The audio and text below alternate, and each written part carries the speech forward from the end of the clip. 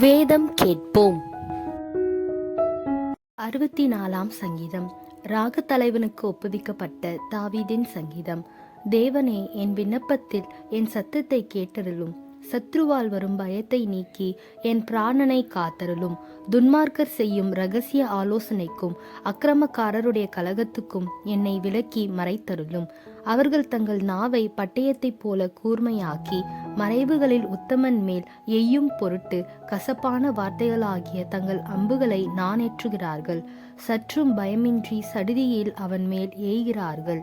அவர்கள் பொல்லாத காரியத்தில் தங்களை உறுதிப்படுத்தி கொண்டு மறைவான கண்ணிகளை வைக்க ஆலோசனை பண்ணி அவைகளை காண்பவன் யார் என்கிறார்கள். அவர்கள் நியாயக்கேடுகளை ஆய்ந்து தேடி தந்திரமான யோசனை நிறைவேறும்படி பிரயத்தனம் பண்ணுகிறார்கள். அவர்களில் ஒவ்வொருவனுடைய உட்கருத்தும் இருதயமும் ஆழமாயிருக்கிறது. ஆனாலும் தேவன் அவர்கள் மேல் அம்புகளை எய்வார். சடுதியாய் அவர்கள் காயப்படுவார்கள். அவர்கள் தள்ளப்பட்டு கீழே விழும்படி அவர்கள் நாவுகளே அவர்களை கெடுக்கும். அவர்களை காண்கிற யாவரும் ஓடிப்போவார்கள்.